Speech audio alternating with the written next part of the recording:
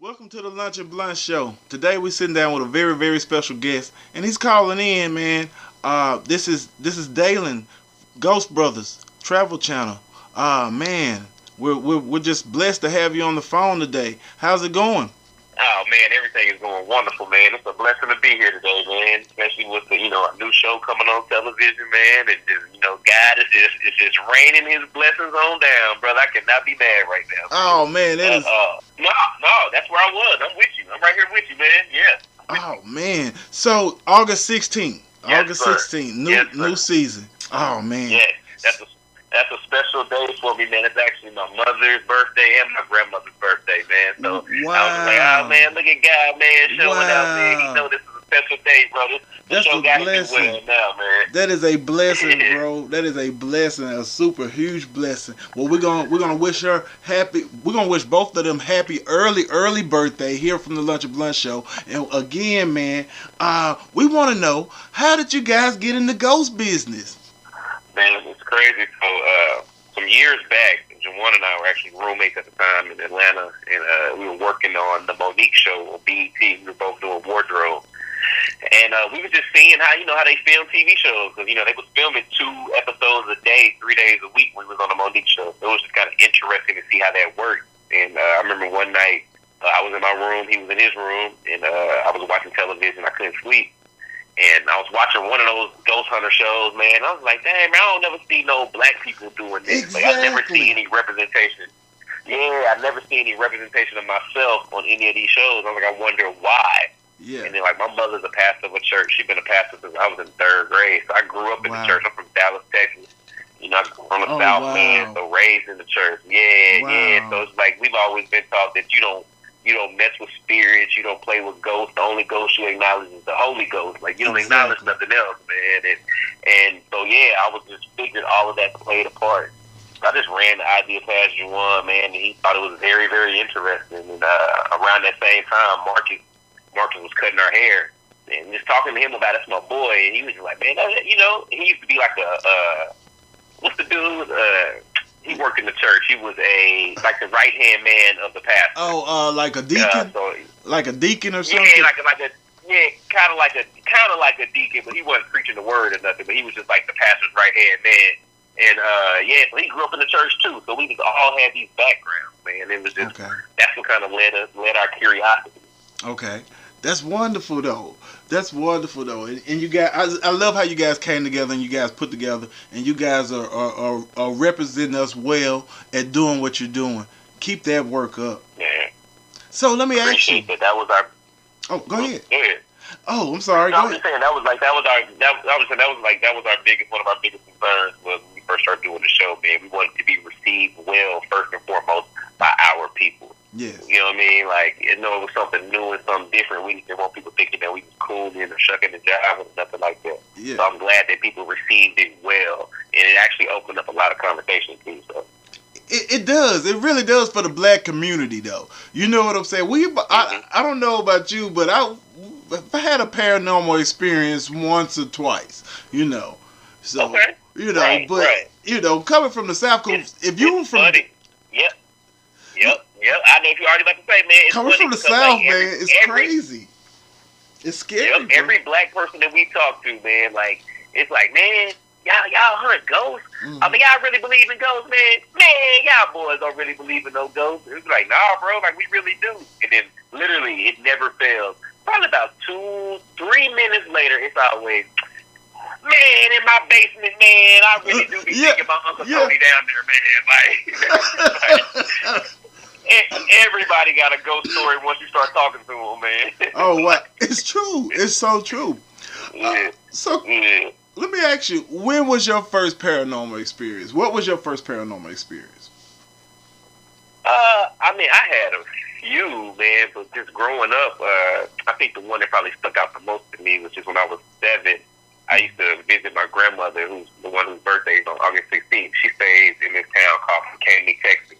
Uh-huh. So it's probably about an hour outside of Odessa, Midland. So it's West Texas. Uh-huh. This town, it's like a flatlands, oil fields, like it's hot, like it's nothing out there, man. Wow. And I used to go visit her literally every summer and every spring break. And I went this one particular summer, and I had an older cousin who had to be, at that time, she was probably about 21, 22. She had a homegirl that was dating this guy. They got into a domestic dispute. So my cousin's homegirl and the homegirl's boyfriend got into a dispute. Mm-hmm. He worked for the city, the animal department. He goes outside. He gets the little shotgun that they had, the rifle that they had for the animals. He shoots her in the head and shoots himself in the head. And she ended up surviving. My cousin homegirl survived. The dude ended up dying. But this is a really, really small town. So, like, everybody knew everybody. So my grandmother and her friend ended up going to the funeral home to view the body before the funeral. So they take me with them, man, and we go, whatever. I'm 7. We get to the funeral, and I remember walking up to the casket, and, like, the dude was just laying in this casket, man. He had, like, a white shirt, a gray jacket, and a skinny black tie. I'll never forget it. And I remember asking my grandmama, I was like, I thought, even at 7, like, I understood that he shot himself. And, like, when you shoot something, there should be, like, a hole or something, right? Like, and I was just like, why does he look like he's asleep? And she was just like, oh, they do a good job here at this funeral home. Like, like, she just brushed it off. But her friend asked me, she was like, Dalen, have you ever touched a dead body before? What? Man. I'm 7 years old. Hell no, I ain't never touched no dead body, bro.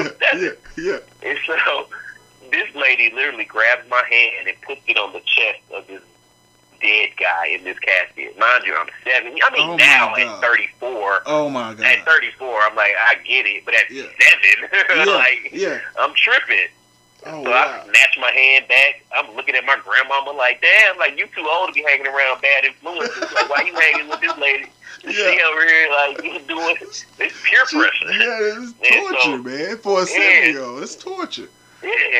So we leave or whatever. That was that. That was the end of that. We leave. And so I go back to my grandmama's house. You know, everybody go to bed. I'm sleeping on the couch. And literally, it's the middle of the night. I'm in the living room, sleep on the couch. I wake up in the middle of the night, and I look into the kitchen, and literally standing in the doorway was that same young man wearing that same gray jacket, white shirt, skinny black tie. And he was just leaning up against the door frame, looking at me. Oh, my God. And I screamed so loud. Oh, my God. So loud, bruh. My grandmama came running into the room, man. You know, they got, back in the day, they had like the little plastic on the couch. I'm slid off the plastic on the couch, bro. I'm screaming, bro. Like, what? She's shaking. She thinking I'm sleepwalking or dreaming. My eyes are wide awake. I'm telling, like, I'm pointing in the kitchen, screaming, and then nothing was there. Oh, wow. And so it was like, what was that? Like, what was that? And so to this day, I don't know. I'm like, bro, was I dreaming? Was I tripping? Did I really see something? Did that thing attach itself to me? You know what I mean? Like, what was it? So that's always been in the back of my mind, bro. That's kind of like, always would have that level of curiosity into the paranormal. Yeah. So you don't think you're like open or nothing? You don't like, because I know I watch you on the show, and it's like you almost like, hey, bro, something's not right over here. You know what I'm saying? Something's not right over here, brother. So are you like, you just like feel stuff? I'm gonna be honest with you, man. I think honestly, it's one of those situations where it's kind of like some people when they're younger, like they ask you how'd you learn how to swim. Some people, they go through swimming lessons, and other people, shit, hell nah, bro. My daddy just threw me in the pool. Like I had to figure it out. I had to figure it out, drown to swim. And it's kind of like one of these situations, man. Like that's kind of what it is with us, man. Like we were just kind of thrust into this situation, man, and it's just like we just try to make the best of it. And try to I don't know, but I don't think we ever want to come off as profess to be professionals, man. I think it's dope that we can allow people to watch us grow and see the journey with us. Hey, and you guys are doing it. Like I said, y'all guys are doing it well. I'm loving the show. I'm feeling everything you guys are doing, man. And I'm so proud of you guys. Appreciate that, man. My next question. So, when you guys are doing your hunting, I know you guys come from the church background. So do you guys do some kind of prayer ritual? Do you guys pray up? Or what do you guys do to keep the spirits from attaching to you guys? So And that's one thing we did not want for the cameras to catch, because we didn't want that to come off gimmicky. So we pray before every investigation. I'm talking about like touch hands, pray, like we really be on it for real. But like I remember the first episode, the cameras tried to come around. We was doing that. We was like, nah, bro, like this here ain't real television. This here is real. This is for real. Yeah. Like, we ain't all that. But I think it'll be good for teaching. No, fuck all of that, man. You talking about, bro? Yeah. This is our lives. So we talking about, bro. We're gonna protect that. Yeah. You know what I mean? I love that, brother. I love that, brother. For real. For real. I love that. So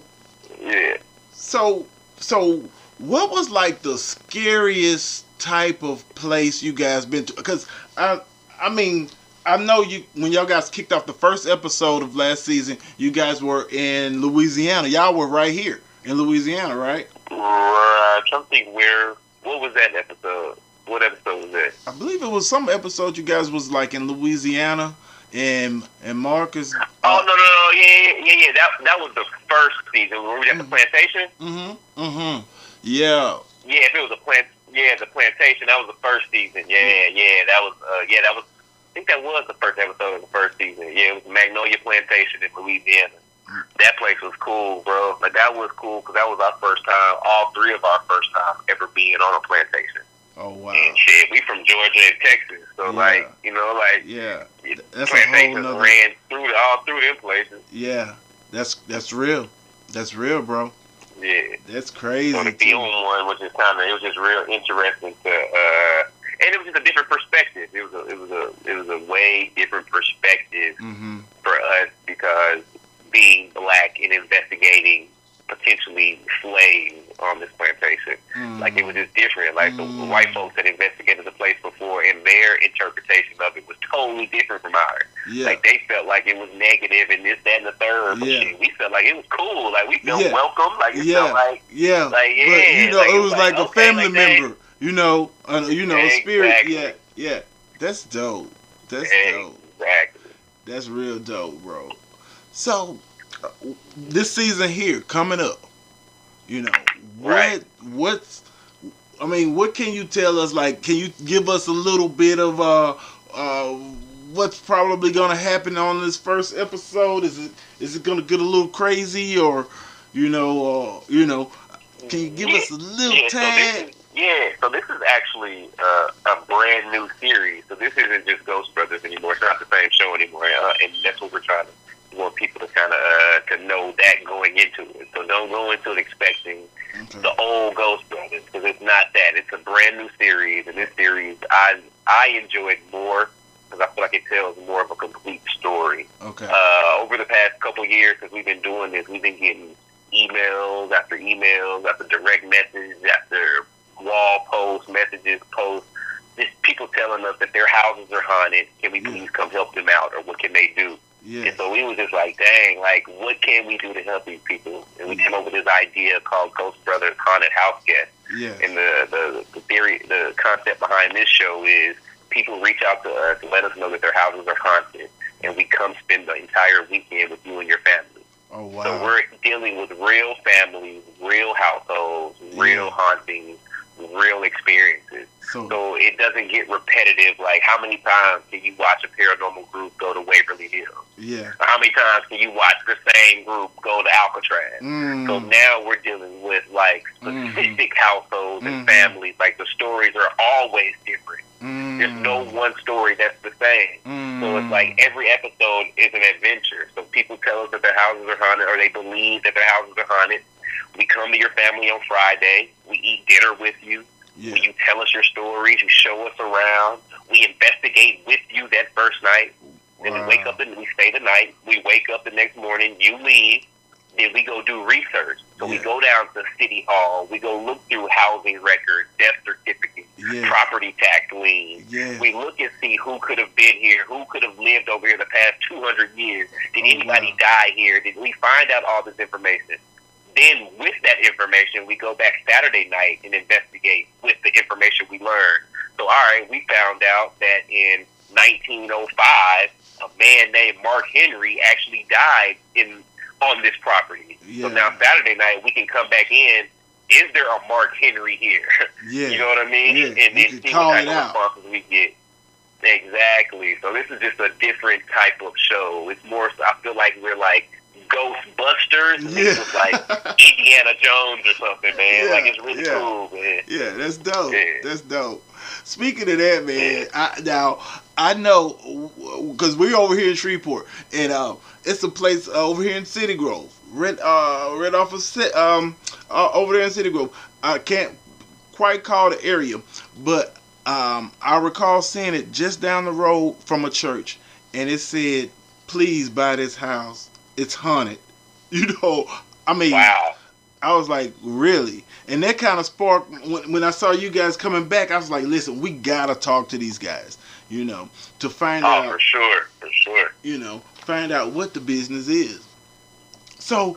Yeah, and that just kind of made my heart kind of skip a beat, man, when you saying that, because I honestly, even in you just relaying that message, I felt the desperation in the people trying to sell that house.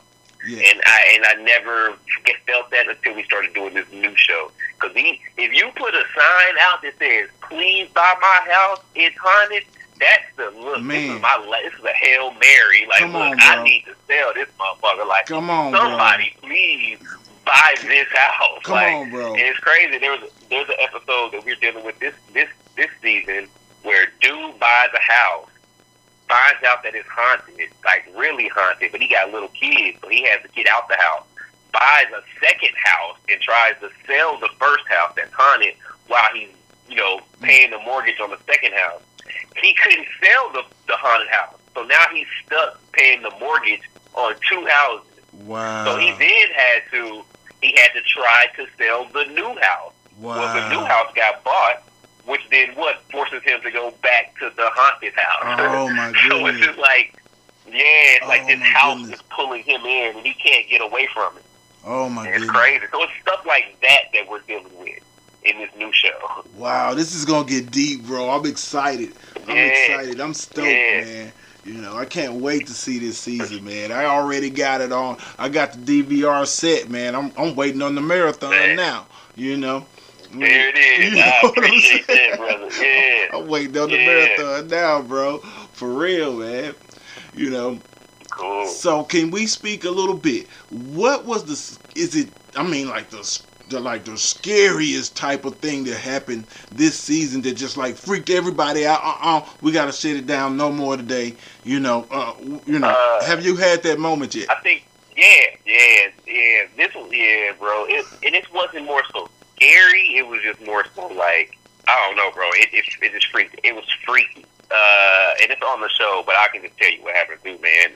We were actually doing an investigation, and we were doing a spirit box session, and we were looking for the recorder, so we wanted to record the spirit box session so we can go back and listen to it on the voice recorder. So we have a base camp in every location. We call it the spot. That's where we keep our equipment. Yeah. And it's usually outside the house, on the side of the house, under a tent, or in another room in the house. We always out to the side. Yeah. So we were running the spirit box, which is essentially a radio that scans radio frequencies. And it scans it forward and backwards at a high rate of speed, so it's not capturing just one radio. Think if you're in the car and somebody's changing the radio with the knob, and they're doing it really fast. Yeah. So it's like you're not just hearing one station, you're just hearing like you're hearing that while you're doing it.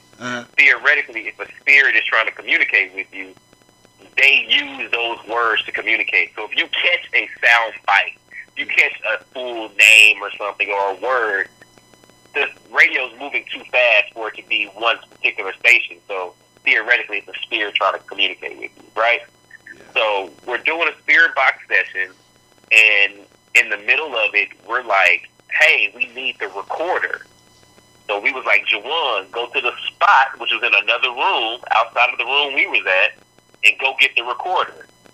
So he goes to step out to get the recorder, and the spirit box is running. So it's going, and as it's doing that, I promise I bullshit you not. So we say, Jawan, go get the recorder from the spot. The spirit box goes, it's in the car. What the fuck? We said, what? Did that just say it's in the car? What the And everybody was like, yeah. And literally, I bullshit you not, our producer comes running into the room and says, oh my God, fellas, the recorder is actually in the car. Oh my because God. the other producer is downloading the tape from it, but he's sitting in the car downloading it to the computer. So Wow. It's not even at the spot. It was literally in the car, and the spirit box said, it's in the car. Oh. Oh. Crazy. Oh my goodness, Jesus Christ! That's got to be wild. That's got to be wild. Yeah. Wow. Very much so. Very much so. Jesus. Because nobody knew that Yeah. except the person that had it. You know what I mean? And like, he was in the crazy. car. And he was in the car. He wasn't even anywhere near where we were to even hear the conversation we were having. Wow. Like, That's deep. it was just crazy. That is deep. Yeah. That is deep. Bro. Yeah, man. That's crazy, man. So I'm just excited for this show. I'm excited to see what you guys are gonna do. I love what you guys are doing. Anything else coming outside of the ghost business or any other things? I thought I saw you guys on a Wall Street or Forbes magazine poster or something like that. Maybe I'm just speaking it into your life. So, You know. no, that's coming too. But now we did Jawan and I, we have a suit line, and we did Black Enterprise. We're featured in Black Enterprise. Oh, wow. So that was super dope. So yeah, Jawan and I, we have a suit line. We make tailored men's suits. We make it for TV, films, weddings, special clientele, personal clientele. So we do a lot of weddings. We kind of turned into the go-to guy for weddings. And Marcus, he's a groomer, so he has a couple of barbershops. So he's a world traveling barber. So he's everybody's barber. So from Nas, he's just got off tour with Nas cutting hair. He does like all the NBA players. Like, it's crazy. Marcus is like the LeBron James, the barber. Oh wow, that's dope. You know what was so funny? My wife's favorite part that last season was when Marcus was on the phone with his wife, and she said, "You better not be getting into it with no ghost bitch," or something. She said. Right. I was like, what the hell? You know what I'm saying? Yeah, everybody. Yeah, Tina is like everybody's favorite cast member that nobody sees. Like, everybody loves her. So yeah, we got to get her involved way more in the show. Yeah, she be going off road, and that's so dope. Man. Yeah.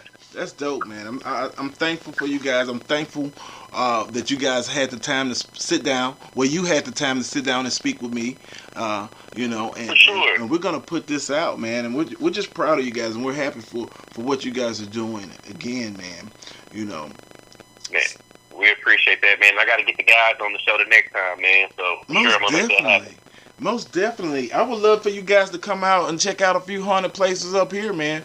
We have a few haunted places, man. I used to work radio a while, and we did this event at the Municipal Auditorium.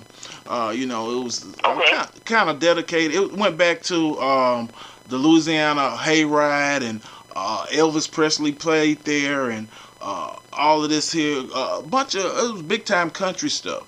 And you can feel the energy there when you're there by yourself at night. I've experienced it.